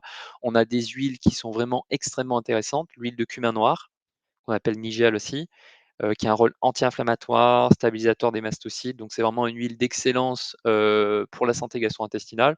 Une cuillère à café comme ça tous les jours, ou même plus, on peut aller jusqu'à une cuillère à soupe, ça peut être vraiment un moyen facile d'apporter, des choses intéressantes. L'huile d'argousier aussi, qui est riche en oméga 7. L'huile d'argousier est très intéressante pour des problèmes de sécheresse de la peau, oculaire, même vaginale, mais aussi pour la santé intestinale, donc pensez aussi à l'huile d'argousier. On l'oublie un peu celle-là. Hem, Dans les nutriments intéressants, il y a la vitamine D, la vitamine A. On sait que la vitamine D joue un rôle dans la régulation de la production de certaines protéines de jonction serrée. La vitamine A est importante, notamment pour l'activité du système immunitaire, pour la santé de la muqueuse intestinale, donc des déficits en vitamine A, en gros, j'exagère, mais ça vous dessèche la muqueuse, quoi. On voit bien les gens qui sont en manque de vitamine A, ils ont une sécheresse des tissus, notamment des yeux, au niveau oculaire, mais c'est pareil au niveau intestinal, hein. Donc c'est très important de ces vitamines-là, sur la santé intestinale. Bon après, le zinc est aussi très important, la B12, la B9, elles sont toutes importantes si vous voulez, mais je mets un accent là-dessus parce que, c'est en plus des choses dont on a des surtout la vitamine D, des carences, très régulières. Le zinc est important pour le renouvellement des cellules. Vous avez des zincs qui sont plus recommandés pour les soucis intestinaux. Le zinc par excellence, ça je le connais depuis très longtemps, je crois depuis mes 20 ans, et j'en parle depuis très longtemps aussi. J'écris des articles dessus et je trouve que c'est la meilleure forme de zin une des meilleures formes de zinc pour moi, c'est le zinc L-carnosine. Il est souvent très bien toléré. Quand il y a des gens qui ont du mal à absorber certaines formes de zinc, on voit qu'ils remontent pas très bien. Je trouve que celle-là, ça fonctionne mieux et surtout vraiment, c'est vraiment le zinc, par excellence de la santé digestive. Non seulement il vous apporte du zinc comme n'importe quelle autre forme, mais en plus il a un effet, sur la muqueuse gastrique et intestinale qui est due à cette combinaison moléculaire de zinc et de carnosine. Vous n'obtiendrez pas ces effets-là en me donnant le zinc et la carnosine à côté, attention, ne faites pas ça. Là, c'est vraiment lié à l'échelle moléculaire et c'est cette liaison, qui est intéressante. Oméga 3, on en a parlé, très important aussi pour la santé de la muqueuse intestinale et pour réduire le leaky gut. Certains probiotiques, alors beaucoup de souches, hein, ont des effets dans les études sur la perméabilité intestinale, mais il y en a 2 qui ressortent beaucoup, c'est le Lactobacillus rhamnosus GG et la levure Saccharomyces boulardii. Il y a vraiment beaucoup d'études qui mettent en avant un rôle positif sur la perméabilité. Le PEA aussi, peut-être que vous connaissez ou vous connaissez pas ou peut-être dans d'autres indications. Le PEA est une molécule très, très intéressante, c'est un endocannabinoïde-like, donc qui est dérivé de l'acide palmitique. Donc du coup, le PEA, aucune contre-indication, aucun effet secondaire, si ce n'est, des fois un peu de constipation, si on prend trop, enfin, il y a des gens qui arrivent à être constipés assez rapidement à une certaine dose, mais sinon voilà, c'est pas il y a franchement aucune contre-indication avec aucun médicament ou quoi que ce soit. C'est une molécule très, très, très sûre d'utilisation, vraiment et qui est très intéressante pour la muqueuse intestinale, et pour stabiliser les mastocytes. Donc elle stabilise les mastocytes, elle est anti-inflammatoire, elle a des rôles très intéressants dans le syndrome d'intestin irritable, pour les problèmes de douleur, dans le SI de type D aussi, elle va calmer aussi, elle peut être capable de calmer les diarrhées, certaines diarrhées qui peuvent être dues à une hyperactivité mastocytaire. Donc pensez aussi au PEA, on l'oublie des fois pour le côté digestif. D'autres personnes le donnent plus pour des histoires de douleur ou autre. Finalement, là où il est le plus efficace pour moi, de toutes les utilisations que j'en ai faites, c'est le digestif, la douleur digestive, les douleurs d'endométriose aussi, et toute problématique liée aux mastocytes. Vous avez aussi vous avez plein de labos qui proposent des formules complètes aussi sur le marché. Je finirai sur ça. Heu, Par vous présenter, c'est cette formule-là de chez, Research and Nutritional qui est Renew Gut Thrive, qui est intéressant parce qu'elle, va cibler 3, on va dire 3 zones et l'estomac et l'intestin grêle et le côlon par différents composés, des fois qui agissent d'ailleurs sur plusieurs zones à la fois. Et ce qui est intéressant aussi, c'est que, avec ce genre de complément, vous avez plusieurs molécules, ben, en fait, vous allez cibler quasiment toutes les différentes, on va dire, heu, bah, chaque système, qui interviennent dans cette barrière intestinale, donc et cibler le microbiote et cibler la partie mucus et cibler la partie épithélium et cibler la partie système immunitaire et mastocytes et notamment, ce complément-là a été formulé de cette manière-là. Heu, Concernant le ciblage de la santé de l'épithélium, donc on a une présence de zinc L-carnosine, je vous ai parlé, c'est vraiment un réparateur de la muqueuse gastrique et intestinale. C'est un anti-ulcéreux, hein, c'est utilisé comme ça. On a des peptides de collagène hydrolysés dedans, également, qui fournissent, bon, des acides aminés essentiels comme la proline, la glycine. La glycine qui est un acide aminé très intéressant, hein, pour la muqueuse intestinale. Donc, ces peptides de collagène sont nécessaires à la régénération enfin, ils fournissent, pardon, nos acides aminés nécessaires à la régénération de la muqueuse. C'est là où est l'intérêt de ces peptides de collagène, et vous verrez aussi qu'il a un autre intérêt également sur le microbiote. Donc les peptides de collagène sont pas à mettre à la poubelle, hein, loin de là. Il y a aussi la N-acétylglucosamine dans ce complément-là, qui a un effet positif sur la perméabilité intestinale, notamment au niveau des jonctions serrées. On a la présence d'un postbiotique, la Carmentia. Donc la Carmentia, là, elle est pasteurisée, c'est pour ça que c'est un postbiotique. On sait que la bactérie morte, agit aussi bien, voire mieux que la bactérie, du coup, qui serait donnée, on va dire, vivante. Et donc, pourquoi même pasteurisée elle agit? C'est parce qu'il y a une protéine dedans qu'on appelle l'AMUC, 1100, qui est conservée chez la bactérie pasteurisée. Cette protéine-là, elle est intéressante pour stimuler la production de mucus. Elle a un effet aussi immunomodulateur, et via l'activation de certains récepteurs comme les TLR2, les Toll-like receptor 2, ça va augmenter l'expression des protéines de jonction serrée notamment. Donc, voilà, très intéressant pour agir sur l'épithélium intestinal. On a aussi d'autres molécules, dans le complément, qui vont plus agir sur le mucus. Donc le butyrate, qui est présent d'ailleurs sous forme de butyragène, stimule la production de mucus intestinal. Le postbiotique Akkermansia va aussi stimuler la production de mucus. La réglisse, la réglisse diglycérinisée, on la connaît beaucoup pour l'effet, apaisant, et on sait qu'elle stimule la production de mucus gastrique particulièrement. Elle a aussi un effet anti-inflammatoire. Donc on a, voilà, une protection aussi de l'estomac. Par rapport au microbiote et ce qu'on retrouve dans ce complément-là, on a le butyrate, comme je vous ai dit. Alors pourquoi ça module le microbiote? C'est un modulateur indirect, en fait. C'est pas un prébiotique, directement, c'est pas un antimicrobien, mais en fait, ça a une capacité à augmenter les bactéries productrices de butyrate et de diminuer les protéobactéries. Pourquoi? Parce que quand vous donnez du butyrate, c'est utilisé par les cellules du côlon. Elles vont utiliser le butyrate, et lors de l'utilisation du butyrate, lors de l'oxydation du butyrate, ça va induire une baisse de l'oxygène, du gradient d'oxygène au niveau du côlon, et on veut qu'il y ait pas trop d'oxygène parce que les bactéries d'ailleurs productrices de butyrate, comme Faecalibacterium prausnitzii, sont sensibles à l'oxygène. Donc si pour X raison, il se met à avoir une augmentation du gradient d'oxygène, certaines bactéries productrices de butyrate peuvent diminuer et des pathobiontes peuvent apparaître. Donc le butyrate, en rétablissant aussi ce gradient d'oxygène, permet en fait de ramener des fois les bactéries productrices de butyrate. Donc finalement, quand vous le donnez, ne pensez pas que vous le donnez juste pour compenser le manque de butyrate. En le donnant, vous permettez aussi potentiellement la réinstallation des bactéries productrices de butyrate. La lutéoline, qui est un polyphénol qu'on retrouve aussi dans ce complément, un effet modulateur du microbiote intestinal, diminue les mauvaises bactéries, augmente les bonnes. Peptides de collagène ont aussi un effet prébiotique démontré, d'accord. Au niveau du système immunitaire, on a aussi un blend là qui a été mis de lutéoline et de nigel. La lutéoline, c'est un polyphénol qui est bien connu pour être un stabilisateur des mastocytes, et la nigel, je vous avais parlé avant, qui est notamment riche en thymoquinone, stabilise aussi les mastocytes. Et d'ailleurs, la lutéoline agit en synergie avec le PEA. On a plein d'études qui montrent une synergie entre les 2, donc ça peut être très intéressant de rajouter en plus, du PEA. Je vous ai parlé, moi j'adore cette molécule. Des fois, je l'utilise même de façon unitaire au départ chez des gens qui seraient très sensibles. Voilà. Donc en résumé, c'est ce que je vous avais dit au début, c'est bien, voilà, de parler leaky gut, mais parlons surtout barrière intestinale, et c'est important quand vous prenez en charge un leaky gut, de s'occuper de tous les acteurs de la barrière intestinale et du microbiote et du mucus intestinal et de l'épithélium en lui-même et du système immunitaire, et vous avez plein de molécules, de manière isolée, que vous pouvez utiliser, ou des complexes qui contiennent plusieurs molécules qui peuvent agir sur ces différents paramètres.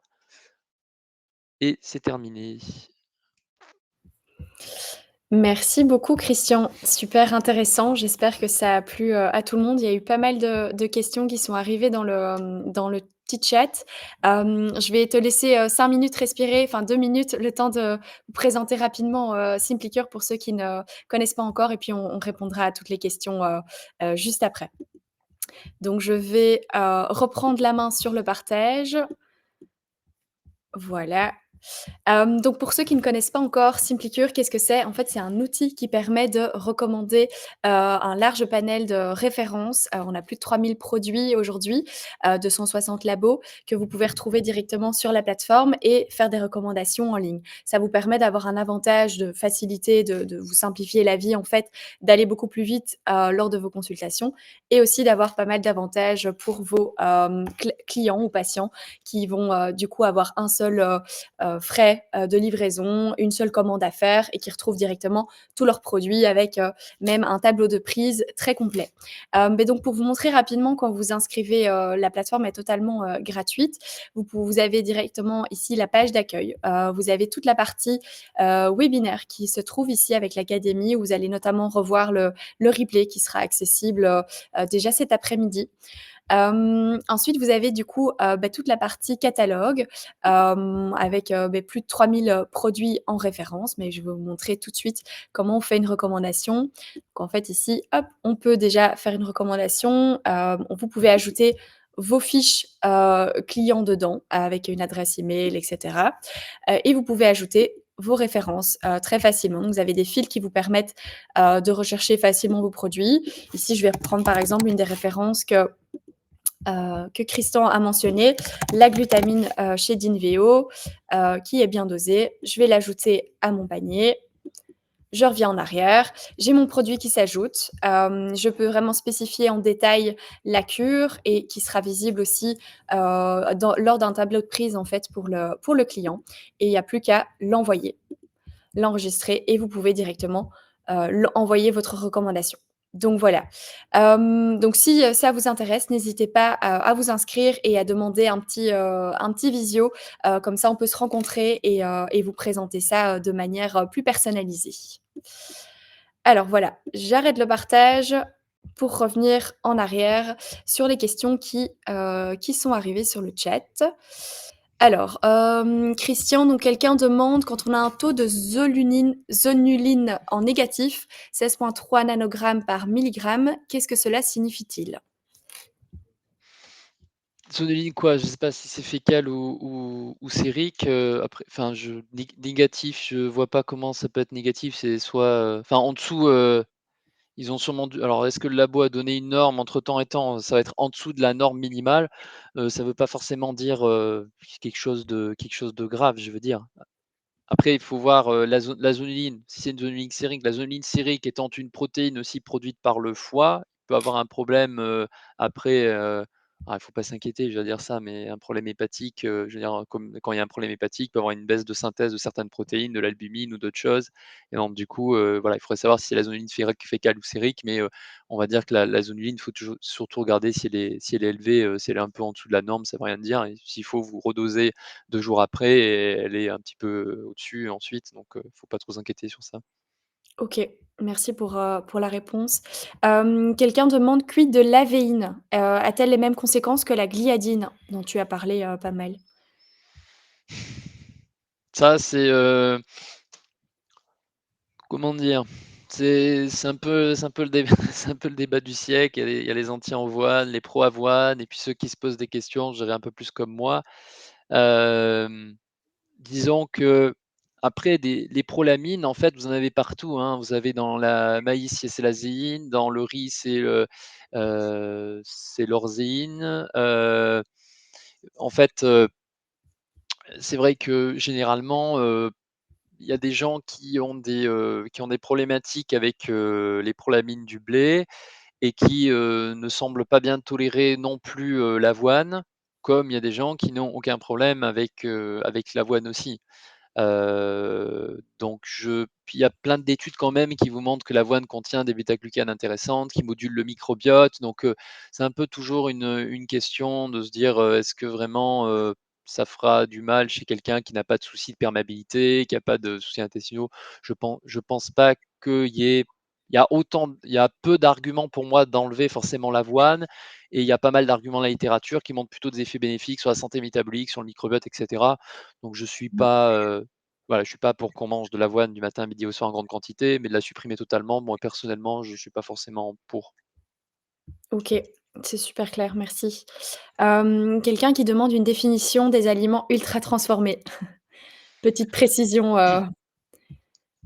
Bah, les aliments ultra transformés, c'est des aliments qui ont subi des procédés technologiques qui, là, on parle juste, pour donner un exemple, un aliment industriel n'est pas forcément ultra transformé. Les sardines en boîte, c'est pas considéré ultra transformé. On a mis des sardines avec de l'huile, on les a cuits. Donc ça, c'est en gros ce que vous pouvez faire chez vous. L'ultra transformation, c'est tout un tas de procédés, des fois avec des noms un peu exotiques, l'extrusion, le raffinage et cetera, qui vont modifier en fait, la structure, les qualités, on va dire, nutritionnelles, organoleptiques, de texture de l'aliment. En gros, c'est on vous transforme un aliment pour le rendre meilleur, plus palatable, plus ce qu'on veut et en enlevant, souvent quand on fait de l'ultra transformation, on a tendance à rajouter des choses. Souvent l'ultra transformation, c'est on rajoute des additifs aussi et on met en place des procédés technologiques pour modifier l'aliment et souvent ces procédés technologiques comme l'extrusion, ou d'autres, n'ont pas des effets bénéfiques sur l'aliment. Derrière, ça va avoir des effets, néfastes et sur le microbiote, le métabolisme et cetera. Ah, typiquement, vous achetez, mmh, pâtes au carbonara, quand je sais pas pourquoi les gens le font pas eux-mêmes s'ils veulent, mais voilà, des pâtes carbonara déjà toutes faites industrielles, bah, vous voyez dedans, il y a pas juste le fromage et sel de fonte, il y a une tonne de machins, de trucs qu'ils ajoutent dedans, donc c'est ça le problème de l'ultra-transformation, les additifs et la transformation de l'aliment en un truc qui n'a plus, un effet intéressant sur la santé. On a tout déstructuré, enlevé les fibres des fois et cetera. OK. On nous demande, est-ce qu'il y a des contre-indications, de l'utilisation du butyrate, notamment, médicamenteuses ou, pour des pathologies, en parallèle? Alors, il y a pas de contre-indication, médicamenteuse connue avec le butyrate.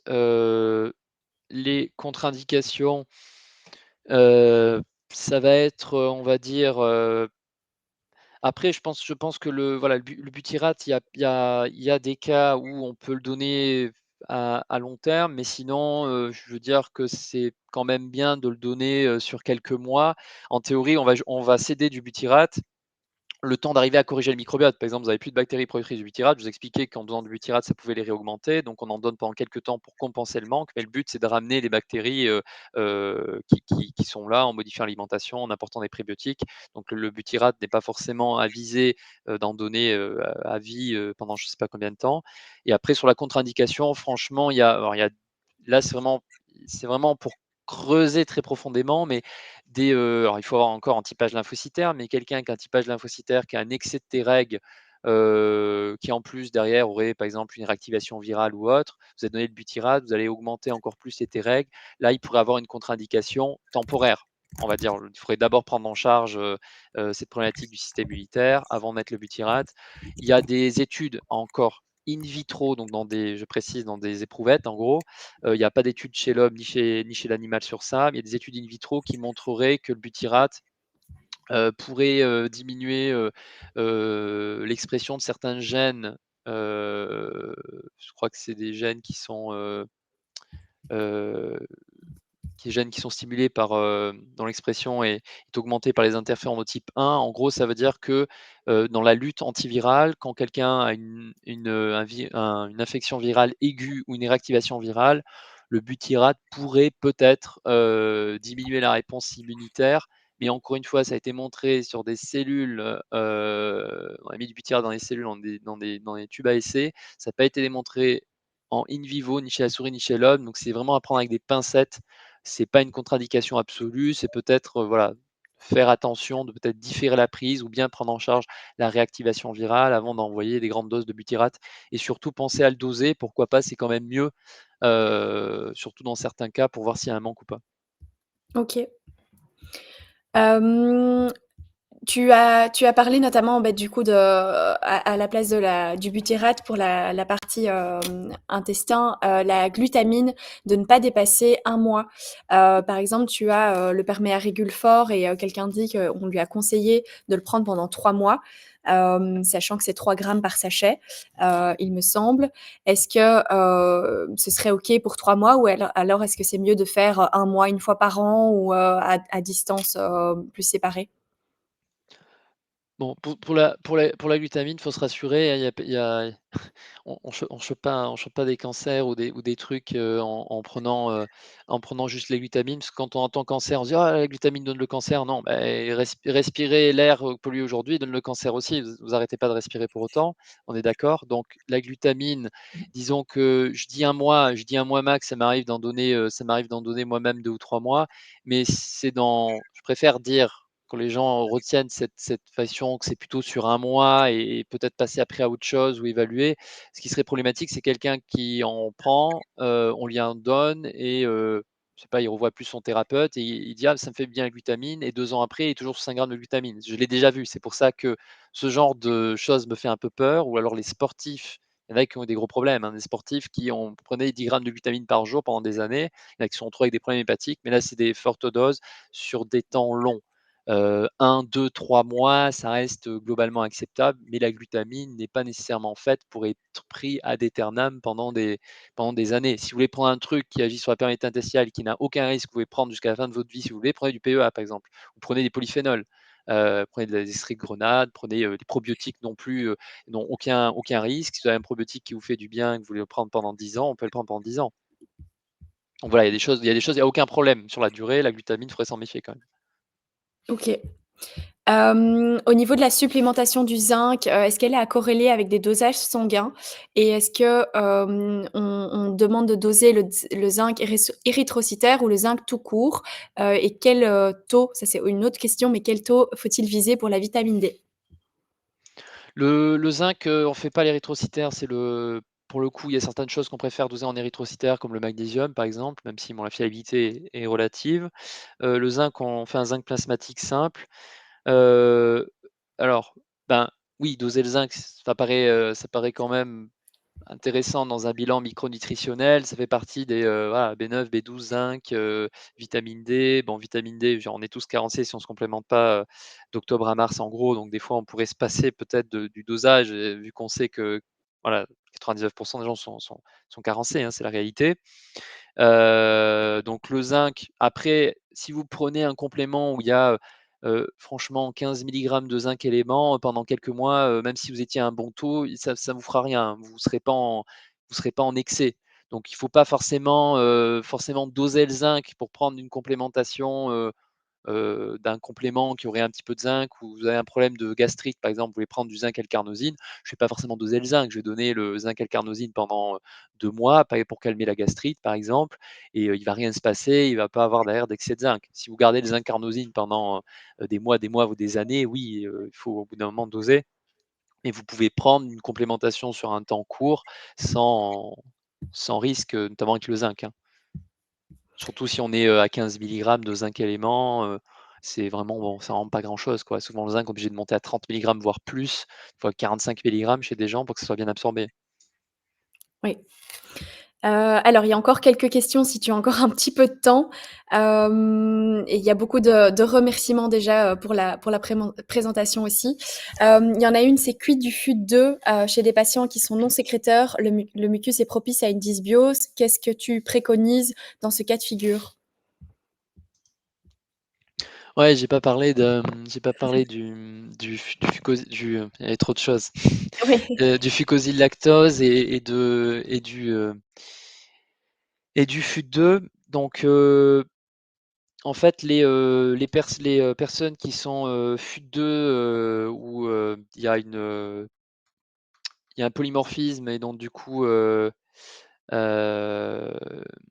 elles sont, FUT2 moins, elles ont 2 allèles qui sont mutés, et donc du coup, elles ne le l'enzyme n'est pas fonctionnel. En gros, il y a du coup, ça engendre un problème de, liaison du fucose, parce que la FUT2, c'est une fucosyltransférase. Elle transfère un sucre qu'on appelle le fucose et elle le transfère notamment au niveau du mucus intestinal et au niveau, de l'épithélium intestinal et ce fucose sert de bonne nourriture en gros aux lactobacilles, aux bifidos, surtout aux bifidobactéries. Il y a un effet dibifidogène. Donc du coup, on sait que les gens qui sont FUT2 non sécréteurs ont plus de risques d'avoir une dysbiose, d'avoir moins de bonnes bactéries, notamment de bifido, plus de risque d'avoir aussi une candidose. Et donc du coup, dans ce cas-là, bien évidemment que chez les statuts, non sécréteurs, ça fait partie des choses qui peuvent être importantes à supplémenter, pour favoriser un bon équilibre du microbiote et la supplémentation en fucosylactose a un effet, aussi sur la sécrétion de mucus. Le fucosilactose ne rentre pas dans la composition de mucus, parce qu'il y a des fois des confusions. C'est pas, comme la thréonine. La thréonine, c'est un acide aminé qui rentre dans la composition de certaines protéines du mucus, ça oui, mais le fucosilactose n'est pas une brique qui permet de faire le mucus. C'est quelque chose qui est, en plus, c'est une sorte de bonus, de terreau, en gros d'engrais pour les bonnes bactéries, d'accord? Donc une supplémentation en fucosilactose, oui, ça peut être intéressant, au cas par cas. OK. Encore deux-trois questions. Si je vois ici, le chat, quelle est la mesure la plus efficace pour, résorber la perméabilité intestinale dans votre expérience? L'arrêt du gluten ou pas? Est-ce qu'il faut préconiser l'arrêt total ou juste une baisse d'apport significative? Encore une fois, c'est à évaluer, je dirais, c'est à évaluer, au cas par cas. Heu, il y a des personnes où, clairement, je prends un exemple, il y a des gens, voilà, qui ont un SIBO. Bon, pour les praticiens, qui prennent en charge genre de problématiques, on sait que c'est fois des cas qui sont complexes, qui arrivent des fois dans des états un peu les patients sont un peu dans des états délabrés, avec, une forte inflammation intestinale, des problèmes hormonaux et cetera. Ils cumulent souvent beaucoup de choses à cause de cette problématique de population bactérienne et donc du coup, dans le cadre du SIBO, surtout quand on a des personnes déjà qui ont une alimentation extrêmement restrictive et que finalement les choses à base de blé raffiné, baguette blanche ou autre passent bien, ça peut être compliqué de leur retirer parce que, au-delà de ce qu'on sait, de ce qu'on a envie de faire, c'est-à-dire, enlever le gluten parce que ça pourrait être, problématique, ben, si la personne ne mange plus rien et qu'elle se retrouve en dénutrition, on serait bien content d'avoir arrêté le gluten, et là, elle va se retrouver à l'hôpital avec une sonde, gastro-régionale et elle va être bourrée là de tout ce qu'il faut pas. Donc c'est voilà, je pense qu'effectivement on a assez de preuves quand même aujourd'hui pour savoir que, le gluten, les produits laitiers surtout de vache, et les céréales, et les enfin certaines céréales, notamment les solanacées, peuvent, poser des problèmes. On voit très bien des gens qui font des régimes AIP par exemple, qui retirent, alors c'est temporaire, mais de manière drastique, on va dire, et le gluten et les produits laitiers, même les œufs, heu, les, heu les céréales de manière complète, tout ça et tout, ben, on voit des fois des fortes améliorations des problématiques de maladies auto-immunes. Il y a des gens j'ai plein d'exemples de patients qui avaient des polyarthrite rhumatoïde et qui par malheur, des fois, remangent du gluten sans le savoir parce qu'ils vont chez quelqu'un et en fait, il y avait du gluten dans la sauce, par exemple, ils étaient pas au courant et de nouveau, ils ont des douleurs inflammatoires qui reviennent et initialement, ils comprennent pas, ils disent: «C'est bizarre», ils me disent: «J'ai ça quand j'avais du gluten, j'ai pas mangé de gluten aujourd'hui». Quand ils cherchent, en fait, ils ont mangé du gluten. Donc c'est une réalité, c'est pas un effet placebo. Peut-être chez les gens des effets placebo, pas grand-chose, mais oui, je pense que le gluten, c'est fait partie des choses, on a assez de preuves pour se dire que ça peut être intéressant quand même de le retirer totalement dans un premier temps, et ensuite, pourquoi pas de réintroduire des anciennes variétés, du petit épeautre, du pain fait au levain avec une vraie fermentation, et là, on voit des gens chez qui ça passe mieux et ça semble plus poser problème. OK, super. Il y a encore quelques questions, tac, tac, tac. Est-il possible de distinguer par l'interrogatoire et donc j'imagine sans les analyses, de laboratoire, est-ce que c'est plutôt un leaky gut qui est lié à la perméabilité au niveau du de l'intestin grêle ou du côlon? Pas nécessairement parce que, alors une sur le principe, ça c'est la théorie, une perméabilité au niveau du grêle aura des conséquences bien plus importantes comprenez pourquoi. C'est une zone d'absorption, c'est une zone où il y a beaucoup de passages d'antigènes alimentaires et cetera, tout ça et tout. Donc, c'est une zone où voilà, les conséquences d'une altération de la perméabilité ou de la santé du grêle est quand même c'est plus important, ça a plus de conséquences que dans le côlon. Après, le problème, c'est que, je prends l'exemple, vous avez une perméabilité, vous avez un SIBO, vous avez une perméabilité du grêle, vous avez une endotoxémie ou vous avez une grosse dysbiose colique et idem, vous avez une perméabilité accrue du côlon et aussi une endotoxémie. Dans les 2 cas, l'endotoxémie, qu'elle vienne du grêle, d'un problème du grêle dans le côlon, vous donnera des symptômes, plus ou moins similaires, voilà, de micro-inflammation, de perturbation du système hormonal, et cetera. On n'a pas des symptômes spécifiques à un problème, de leaky gut, forcément grêle ou côlon. Des fois, les symptômes que vous allez sentir, ça va plus être lié à qu'est-ce qui est dû au leaky gut. Si vous avez un SIBO, c'est dans le grêle et vous avez un SIBO plus un leaky gut, vous aurez plus de symptômes dans l'intestin grêle, mais là, c'est dû au fait que la dysbiose se localise dans le grêle. Si vous avez un problème colique et que vous avez des symptômes qui apparaissent, plus longtemps après les repas, probablement que c'est dû à la dysbiose, du coup, qui est dans le côlon et s'il y a le leaky gut associé, voilà, vous avez c'est difficile de séparer, ce qui est dû forcément au leaky gut, à la dysbiose en elle-même, voilà. Après, il y a des situations dans lesquelles en tout cas, si on veut quand est-ce qu'on peut suspecter un leaky gut? Ça aussi, je pense, c'est une question intéressante. Je la pose moi-même, mais d'autres se la posent peut-être aussi. C'est finalement, chez toute personne qui a des grosses dysbioses intestinales, un SIBO ou autre, on finit à un moment donné par avoir un leaky gut. Ça paraît impossible que ce soit pas le cas à un moment donné. Tous les gens qui ont des maladies auto-immunes, il y a des preuves, mais énormes sur je ne sais pas combien de maladies auto-immunes qu'on a une hyperperméabilité intestinale associée. On a même des fois, vous voyez dans les études, l'hyperperméabilité qui commence avant même le développement de la pathologie. Donc par défaut, quelqu'un qui a une maladie auto-immune, il y a des chances quand même qu'il y ait un problème au niveau, du microbiote et au niveau de la muqueuse intestinale. Ouais. Super, merci. Quelqu'un demande, au niveau des aliments fermentés, est-ce que c'est plutôt bénéfique ou pas? Et aussi pour les pâtes miso et sauce soja, est-ce que c'est conseillé ou pas? Miso sauce soja, il y a pas sauce soja, c'est bourré d'histamine. Après, les gens qui ont des problèmes, attention, hein, d'histamine, c'est bourré d'histamine, il y a du glutamate dedans, la sauce soja n'a aucun intérêt, hors gustatif. Franchement, non, aucun intérêt, même l'inverse, je dirais plutôt. L'inverse, s'il y a une sensibilité à l'histamine, c'est des produits la sauce soja, c'est démentiel la quantité d'histamine qu'il y a dedans. Les, aliments, le miso, non, il y a pas non plus, d'intérêt, particulier. Les produits fermentés, la lactofermentation, tout ça et tout, encore une fois, oui, sur le principe, ce sont des produits qui apportent des bonnes bactéries, des probiotiques, mais encore une fois, c'est adapté. Il y a des gens qui ont des dysbioses intestinales, les produits lactofermentés ont tendance plutôt à aggraver leurs troubles. Donc encore une fois, ce qui peut convenir à l'un, convient pas à l'autre. On ne peut pas faire de généralité sur ces produits-là. Je déconseillerais, il faut mieux utiliser un probiotique ciblé. Heu, Vous avez plus de chances, voilà, si vous connaissez bien les probiotiques, vous savez ceux qui sont utiles en cas de SIBO, ceux qu'on peut donner dans tel cas et cetera, de donner des probiotiques commerciaux en fait, mais c'est une souche bien identifiée. Quand on fait de la lactofermentation, vous ne pouvez pas savoir toutes les bactéries qu'il y a là-dedans, laquelle est présente en plus grande quantité, et cetera. En fonction du légume que vous avez acheté, de l'endroit où vous faites, c'est pas reproductible. Donc c'est compliqué à utiliser les aliments lactofermentés, je pense, dans un cadre de dysbiose. Quand les gens sont en bonne santé, oui, pourquoi pas intégrer ça, mais quand on a des soucis digestifs, c'est souvent ça passe pas très bien ce genre de produits lactofermentés, ouais. OK. Et alors, du coup, tu en as parlé, mais donc il y a pas mal de questions sur en effet, en fait, quand on combine, les pathologies, auto-immunes et la réparation du coup, des jonctions serrées, est-ce qu'on peut le faire en même temps?